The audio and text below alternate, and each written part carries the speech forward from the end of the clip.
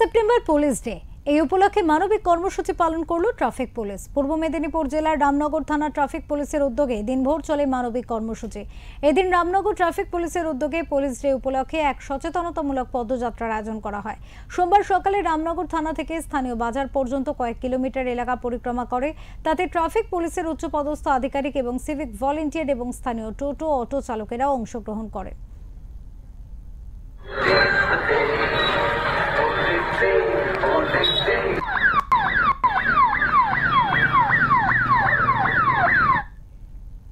Ramnagar traffic বিভাগের sergeant Shouvik রায় জানিয়েছেন, মানুষকে সচেতন করার লক্ষ্যে এই কর্মসূচি।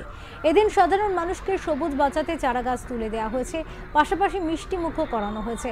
তবে সামাজিক দায়বদ্ধতা থেকে এলাকার মানুষের পাশে দাঁড়ানোই আমাদের মূলত লক্ষ্য।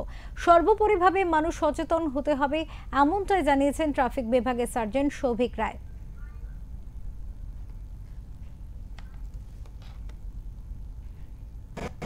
আজকে আমরা পুলিশেতে রামনগর থানা থেকে রামনগর বাজার পর্যন্ত একটা র্যালি হয়েছে। সেই র্যালিতে আমাদের অনেক সিভিক ভলেন্টিয়ার ভাই বা আমাদের পুলিশের ছিল, কিছু যারা টোটো অটো চালক তারাও ছিল, আমাদের মধ্যে পার্টিসিপেট করেছে। আমরা রামনগর বাজারে গিয়ে মানুষকে সচেতন করেছি, মানুষকে গাছ দিয়েছি, গাছ দিয়ে আমরা সবুজের একটা বার্তা দিয়েছি, মানুষকে সতর্ক করেছি, মানুষকে মিষ্টি মুখ করানো হয়েছে, চকলেট দেওয়া হয়েছে। এই কর্মসূচি ছিল আজকে। কি জন্য এই উদ্যোগ নিলেন?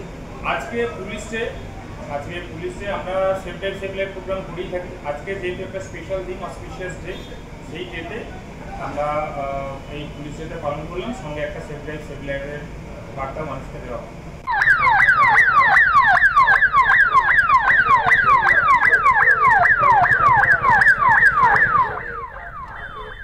পূর্ব মেদিনীপুর থেকে প্রদীপ মাইতির রিপোর্ট, ওঙ্কার বাংলা।